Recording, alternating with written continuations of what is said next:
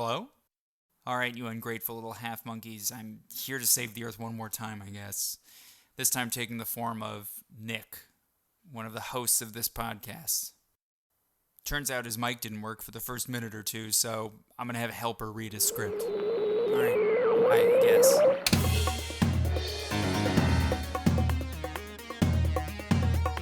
Welcome to Venture Bros, a Venture Brothers podcast hosted by After the Hype. I am your host, as always, Bryan Dressel. With me, as always, is Graham Mason. Yeah, that's one way to pronounce it. Was that a better nickname? No, I like the first one. A man. A man was good. Well, sorry. Yeah. I'll take it. And as always, we have Nick Friedemann.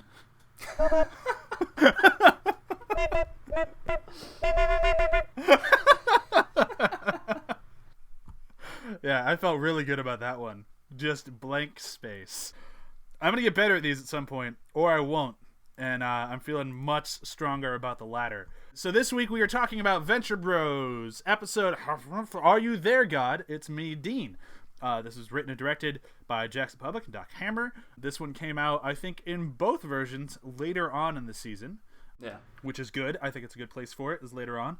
This one is, by a lot of people, one of their favorite episodes. It's one of the first times we get to see just a smidge of the inner workings of the Guild of Calamitous Intent. And Graham, do you want to say what happens in this episode? Oh, man.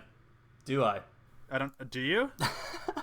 Never. I never do. Oh, now you have to.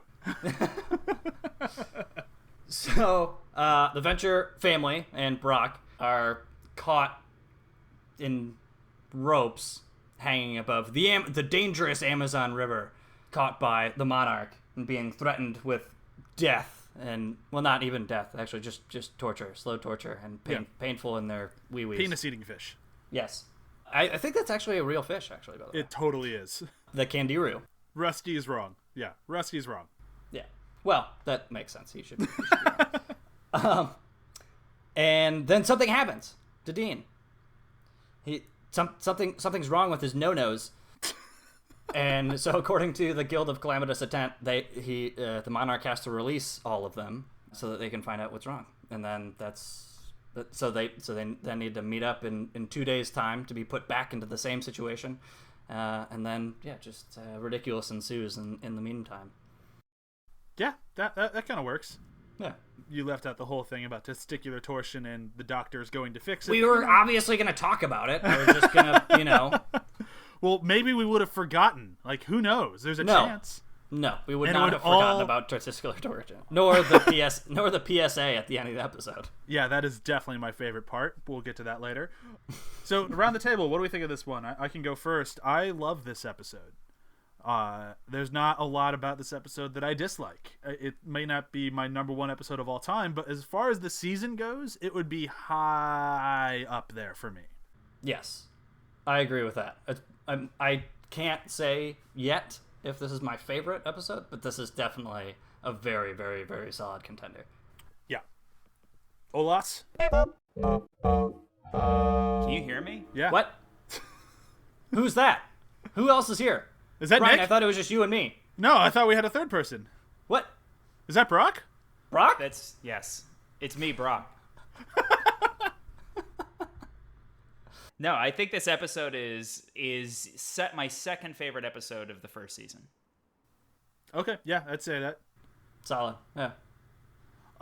There's so much to kind of dive into in this one that I don't really know where good places to start, other than just the beginning. I actually think this will just be one of those kind of move through it a little chronologically. Might be the best way to handle it. My no-nos hurt. Yeah. Did you say no-nos? Yes, that's my kid's super adult term for their private parts to be used in public in front of their father. I mean, that's so good, but just everything about it is so good. Like, I love the whole setup of the monarch has won, but totally hasn't won because Brock Sampson's still there. And I love the call for a timeout. Like, that's just so good. Like, timeout. What? This isn't freeze tag. And I love that, like, this is such a good snapshot into the world. Like, this has happened so many times to Rusty Venture that the guild had to create a law about it. Yeah. Yes. Like It's called the Rusty something. Rusty's Law. Rusty's Law. Like,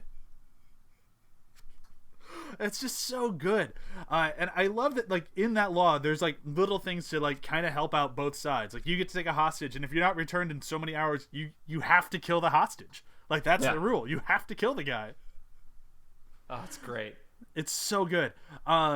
So moving from, is there anything else in that area that you guys want to talk about? We could just quote the whole episode backwards or forwards, but that doesn't really help anybody. One thing I love is that they start in the middle both times. So, like, when they're caught, they're already caught. You don't get to see any of the build up to that. You don't see how they catch Brock Sampson. You don't see how they catch, any of the ventures. It's just you're starting at that moment, which I think is such a great way to do it, because I do feel like there's this weird thought in the back of my mind, which is, how did they catch Brock? But because they never really bring it up, you're just kind of like, it's fine. It's totally fine. Okay.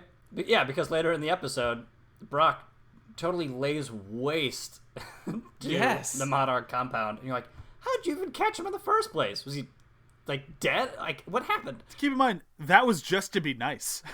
That's true. That was a birthday present. And honestly, the best present he ever got, I'm sure. Oh, yeah. Oh, yeah. But there's something kind of interesting about not seeing them get captured that, like, especially the second time around, like, I really, as much as I appreciate it, I kind of want to see that scene where they just have to be like, all right, so we're just captured again? All right, just line up.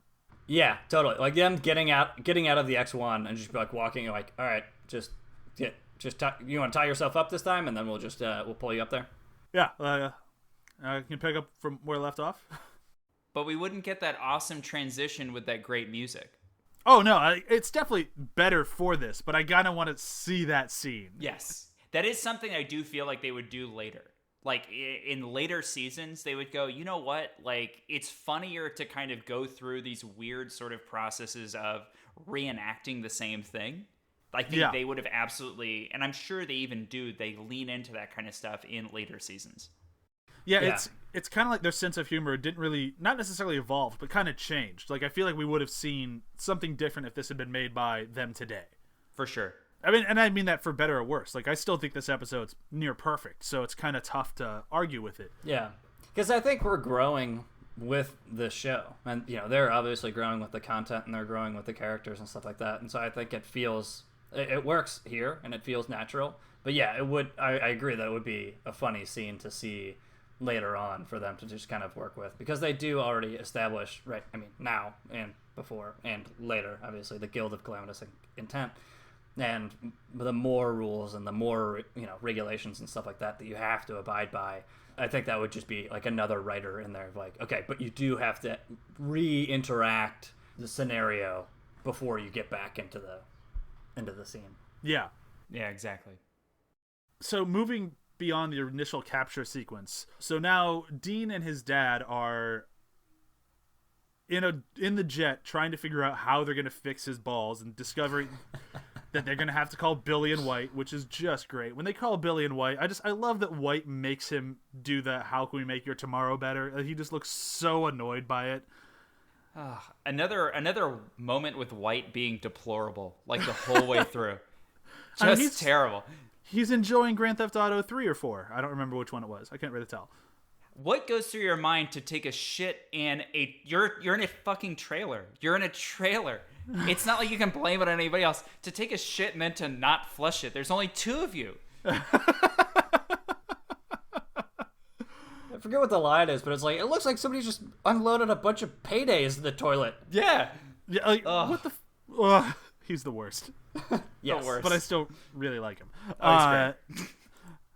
But there's something about, like, do you think that there's at any point that Doc Hammer and Jackson Public thought that the audience would think that Billy's a kid? No. No, right? Because people in this show, when they mistake him for a child, I'm always like, wait, what? But I think that's kind of more of a running joke, because it's kind of like, obviously, and also, if they knew him as Billy Quizboy beforehand, he's been around for 30 years or something like that. Like, like popular Billy the Quizboy. So he obviously wouldn't be a kid. So is it just Dean's an idiot? Yeah. Yeah, I think there's a bit of that, and I also think it's a way for them to get ahead of any questions from the actual audience. That's the read that I have on that sequence, is to be like, look, just in case anybody's even remotely confused, this is an adult. So I think Dean's kind of taking like a weird sort of writer bullet to just trying to get that question out of the way. Okay, But that makes sense. maybe I'm wrong. It is a weird one. Dean's definitely dumb. Yeah. He gets smarter the more the show goes on, but at this age, Yes. he is the dumbest person in the Venture family, which is saying something. Yes. The other thing, like with just kind of sticking with their side of this, like I love that Billy shows up ready to work, and it's just like, well, I'm more of like a neurosurgeon, but this should be a walk in the park. Like he's just so cocky, no pun intended. It's not like there's any brains down there. It'll be fine. Yeah. But there's something about like I love that he's just willing to do it. Like granted, he's getting paid. Like they established that he has his exuberant fee, but I love that he's just like, yeah, this will be no problem. Like Billy's just kind of a nice guy. Like I like that. Like it makes sense that he's paired with such a not nice guy with White. But Yes. I really do enjoy that. Like I get that Billy might not be the biggest fan of Rusty as a human being. He's obviously a fan of the show he was on, but he does care about his kids. Like he's willing to help out his family. Yes, and they even established that he's a nice guy in the last episode. He's really the only one besides the Venture family to. So we didn't even talk about this in the last episode, but basically, Professor Impossible's got a gun on Hank because it's the only way to stop the serum from like taking full effect, sort of thing. And Billy Quizboy's the only one that really is like appealing to a sense of humanity. Everybody else is basically like, just don't do it. But he's the only one who's like, we're better than this. And I think that's, Billy is an optimist at heart. And like you said, he's a good person. One of the few good people in the show. And realistically smart. I mean, like, he is a genius quiz boy. He knows a lot of stuff. And then, he's a neurosurgeon and scientist and a bunch of these other things. So, Heart surgeon. Like, the amount of stuff he can do is insane. Yeah. And, like, it's one of those things where, like, if he didn't have White, would he be more accomplished? Yeah, 100%. Ignoring what we know about the future of the show, I mean, like, even if you had asked me that, if I hadn't known what ends up happening, I'd say yes for sure. Because you hit the nail on the head, is that he's like a really optimistic, nice person. He sees the best side of White. Yeah. And I think because of that, he's like willing to overlook every possible thing that White does to hold him back, and I don't mean hold him back as in like his career or whatever. I just think that like Billy wouldn't be living in a trailer, you know what I mean? Like, and a trailer that's down the road from the compound. I'm pretty sure they established that later. And it's I forgot where it was, but yeah, and it's just sad. Like, I think that Billy would be a much happier human being if it wasn't for Pete White. Yeah, I totally agree with that. I don't know about happier. I think I think okay, that's fair. I think White, balance. I guess I don't know, balances him out, but I guess or humanizes him. But I mean, he's a good sidekick, and I think he makes him laugh, and every once in a while, it's a good friend. Not good friend, but he's a friend. He is definitely a friend, but it's one of those like. At a certain point in your life, should you cut loose the friends who aren't doing anything for you? Yeah, I probably should have cut White loose. Yeah.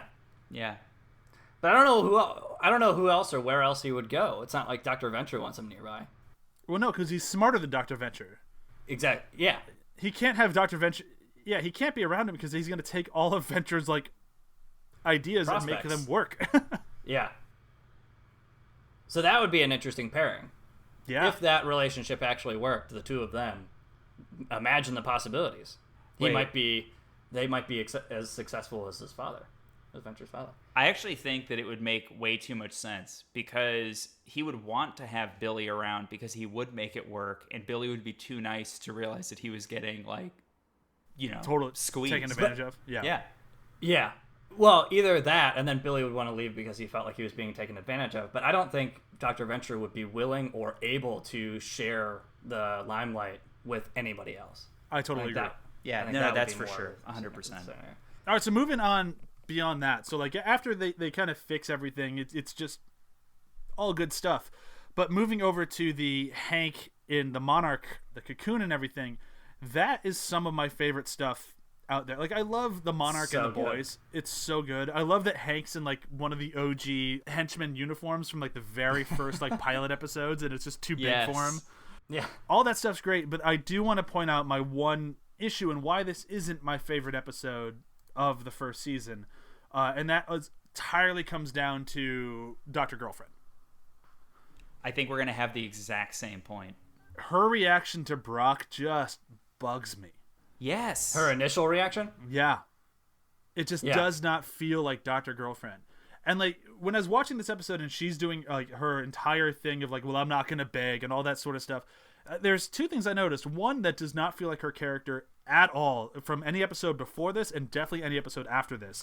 If anything, she would have turned that around the other way and then tried to take advantage of him. I mean, like, take him out. Exactly. Like, but the other thing is, I feel like the way they voiced her was different in this one episode. Yeah. Like, because she's always had a man's voice. Like, that's just the running gag, and I'm great with that. I love it. But they, especially later on throughout the show, they do make it a feminine man's voice. Like, it.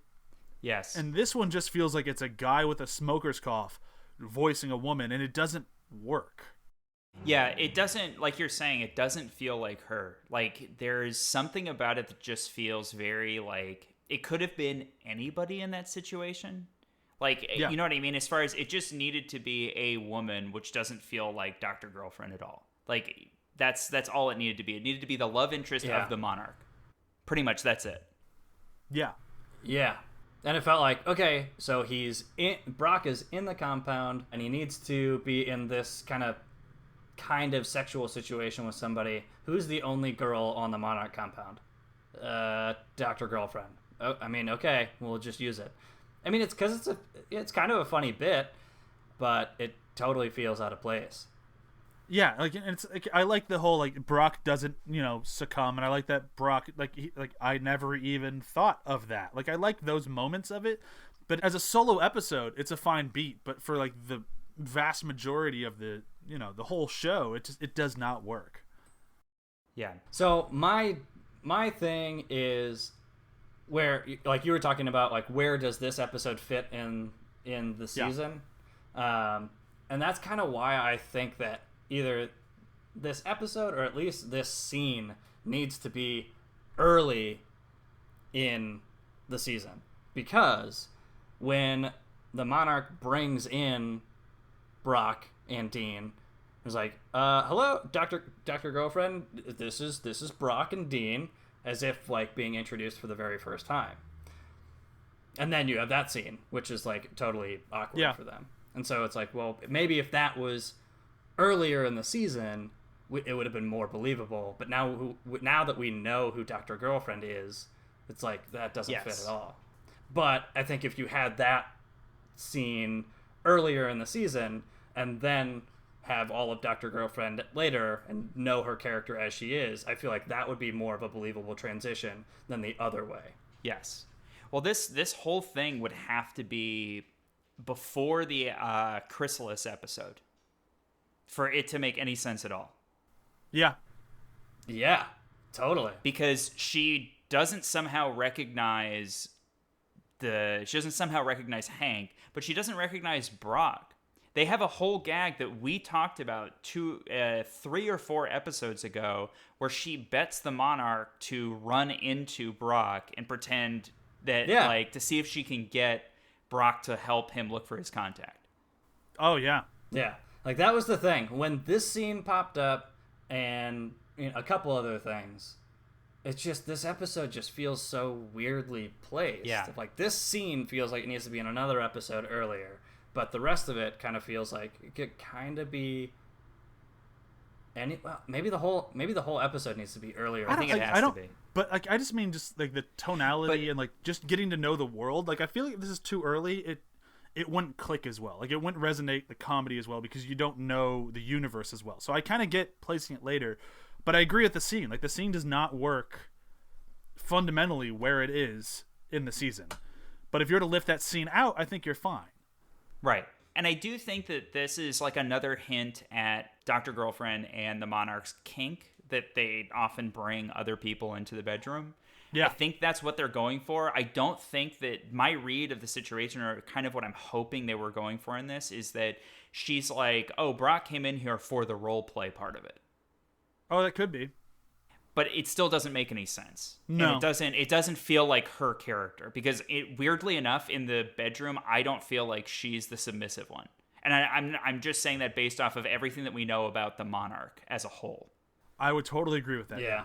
Yeah, and that might have just been a bit that they were trying to sell that didn't land at all. But they definitely could have fleshed that out a little bit more, of like a character who looks uncannily like Brok, of like maybe just like a one line of like, wow, you really look like him, or something like that. Because then that introduction scene works, and then the later scene works of, well, I'm not going to beg type of thing, of like she's expecting Hank and the Monarch to show up for this. Exactly. But beyond that one sequence, I love everything in the cocoon. Like I love that Brok helps out the Monarch from being bored by slaughtering his henchmen.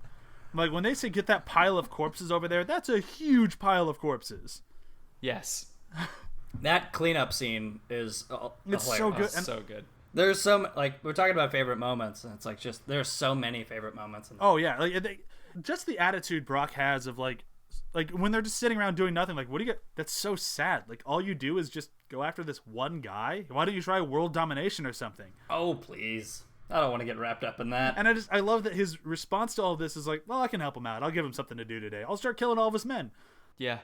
And I love that, like, it's one of the best moments. Like, if you ever go online and you want to look up, like, a best of 21 and 24 thing, this scene is in almost every one of those videos. And it's the two of them arguing over whether or not the Smurfs are mammals. It is so great. It's amazing. I think it's so fucking good, and I think it's so well acted by both, because just like the whole thing with starting the episode off in the middle of the sequence of like them already tied up and everything else, you're starting in the middle of the argument, which what feels like it's being acted like it's been going on for at least 30 minutes. Oh yeah, and just neither one of them are backing And down. you're not even certain what the argument is yet. And you're like, oh my god, you can't be serious. They don't lay eggs. And you're like, what are they talking about? Hey, Papa Smurf has a beard. You're like, wait, I'm not gonna tell you this again. And it's like my favorite. I love that, because then I'm obsessed with all of their arguments, all of their interactions, especially for this first season, and then easily heading into the second season, which is I think where they really take off, is everything feels like it's building off of a foundation of friendship that they've had for a long period of time. Oh yeah. yeah, Like, they're just the two of the henchmen who for some reason don't die. There's an entire episode, I think in season 3, that goes into like that. Yeah, we're the two that don't die. Yo, you're coming with us. You're going to die, but we'll be fine. Yeah. With number 1, I think, is who gets sent on that mission that you're Yes, talking it is. about. Yep. Yes.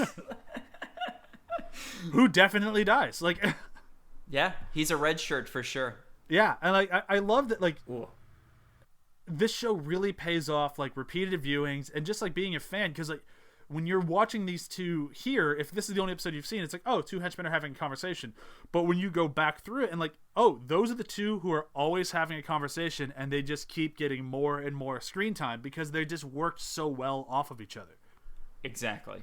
I'm trying to think of other like things that I just loved about this episode that before we move into like favorite moments. Like I love that this episode really sets up the Rusty and Dean relationship a little bit more. Yes. Because as the show goes on more, Rusty clearly has a favorite, and his favorite is Dean. He does not like Hank. He doesn't particularly care for Hank. And I like that this episode kind of drives that home a little bit without ever really like calling it out per se, but this is kind of like the sowing the seeds of that future relationship. Yes. And I also think that there's like, I really don't feel like, especially after watching all of these episodes in a row, I think they knew what they wanted to do with Hank pretty early on, because I think Hank, they really established kind of like what works with Hank. You know, like Hank idolizes Brok. Hank is not as interested in science stuff. I think that he's not as quote unquote smart as Dean. But I don't think they know what they want to do with Dean yet, besides his crush on Orpheus's daughter, Triana. I think that's the only thing that they really landed on, where they were like, okay, that works for that character. But his naive kind of like his naive stupidity, I don't think works for him. And I think they slowly abandon that over time. I mean, that's over like 3 seasons of time. Yes. But I think that it took them that long to figure out what to do with him. Sorry, Graham. Sorry. You better be. No, I think you're exactly right with Hank kind of leaning more towards Brok, and then with Dean kind of leaning more towards his father and more towards science and more towards, you know, the heady type of stuff, and kind of gives him these, you know, sex interests, at least in Triana, but like he is too insecure to know that he can do that, but he is still infatuated with her, which is similar with Dr. Venture and basically any woman in his life. And so I think they're like setting stuff up, but yeah, I think you're exactly right to where it's like they're not exactly clear of like how fast or in what way to, you know, pull him out or flesh that out. But I think it's definitely clear that they're separating Hank and Dean into kind of those two split of either Brok or yeah, and I think it's kind of like it's done so well, especially in these early seasons, that when Hank and Dean are separated, they're very much their own people, for better or worse. But when they get back together, they really feed off each other's like sense of humor and personalities, where they really kind of built them up as brothers. Like they did a very good job making them brothers. And I think this is one of the, not the first episodes, but like one of the really good episodes where we get to see them how they are separated. Yes.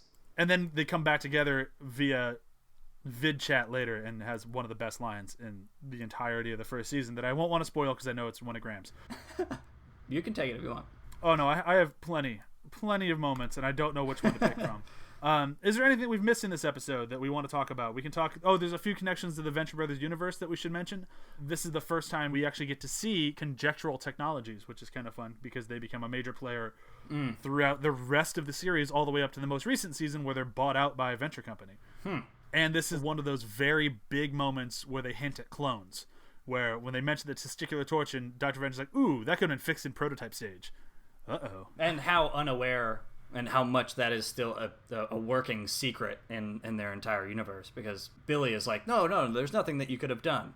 You know, having children is the one experiment that scientists are totally unprepared for. Not so much. Not when they're clones. Okay, so let's move into favorite moments for this thing. I have a running tie of a few of them, and it's gonna be kind of tough to pick one because this episode is such a great, just a plethora of joy. But the one I think I'm gonna try to go with above the rest of them, it has to be the PSA at the end. The PSA at the end is great for everything. It's great because it actually tells you what testicular torsion is in a way that would be very helpful if you're experiencing it. Yeah. Which apparently Doc Hammer himself experienced, and that's why he wrote this episode. I love the way that they track their eyes as they're all reading this PSA. And when Dean's going, Hank is reading along with him. Like, it's just so perfect. Like, just so unbelievably funny. Can I throw one thing in too? Yeah. My sneakily favorite thing is that Brok is the worst actor of the bunch. Oh, for sure. Every time that he has to act, he's awful. Yeah. And he jumps in. Thanks, Doctor. And if you have any questions. It's so good. But the other one that I have to throw in there as part of my tie, which hopefully neither one of you have, has to be with "Release the butterflies!" Pile of dead butterflies. Whose job was it to feed the butterflies? So good. It's unbelievable. That's it for me. Graham or Nick, go ahead. Oh, okay. My favorite moment is, and I had hinted at last episode, basically Rusty's Law comes up and Hank is reading through the thing and finds out that it's called Rusty's Law, blah, blah. And the Monarch's like, yeah, how do you think he knew about it? It's named after your dad. And he's like, because he's a genius super scientist. And the Monarch's like, I like to dream too, Hank. It's so good. I'm obsessed with that because it just hints at like the Monarch is very aware of who his nemesis is, and he's totally fine with it. Yep. But yet again, like another one of my kind of my favorite moments that leads directly from that is like he's totally aware of who his nemesis is, but he's totally unaware of how important he himself is. Because immediately he goes in there. Ooh, am I in there? Nope. Check under M for the Monarch. Nope. Or T for the Monarch. Nope. Nothing. Oh, it's so good. Poor guy. Oh, amazing. All right, Graham, last but not least. All right. So yeah, no, we slightly mentioned it, but at the end, it's just, Hank and Dean, playing off of each other and being totally brothers with each other and not taking anything seriously. But after the whole testicular torsion thing, where Hank pipes up of, "Hey, Dean, did the doctor see that crazy dog dork of yours? Hank, don't brag to your brother about your circumcision." It's just and it's like, it comes in like a flurry of just like random quick statements, and it's like, it would be totally lost. And I hadn't caught it before. This is the first time where I caught it. I'm just like, what? But here's the thing. Is he circumcising Hank every time he clones him? Yeah. Like, there's no way these boys were... Not Dean? Yeah. That's the thing I was going to bring up. Is like, it's clearly implying that he's, for some reason, circumcising one and not the other. To the point of like, is he uncertain of the benefits or the pros and cons for either way? Like, he's uncircumcised. They established it in the last episode when he's freezing and he's like, I think my foreskin just fell off. But like, this is so strange. Why is this the biggest mystery for me of this show right now? It's a very good question. I don't care about their mom at all. I just want to know, A, are they one circumcised and the other one not? And B, why, if that's the case? Yeah. It's a long, ongoing experiment. Yeah. Okay, so we should bring today's episode to a close. We'll do a very quick round of plugs. Nick, why don't you go first? Okay. I want to plug Assassin's Creed Odyssey, which is a game that I've been working on for the last 2 years, and it's going to be coming out in October. So, give it a shot. Such a better plug than last week. Thank you. You literally choked in the last one. Graham, what are you plugging this week? Nothing. I got nothing. I got nothing. I played softball yesterday. Softball. What is softball? Never mind. Softball's a thing that can sometimes get twisted around another softball, and you end up having to get surgery on it, like testicular torsion. That did if I not have land questions, at all. who do I call? Ghostbusters. Well, they might lead you somewhere else, but you should probably call them first anyways. I will plug, as always, After the Hype. You can find us athpod.com, any other streaming service. That's it for it. Bye. Bye. Bye.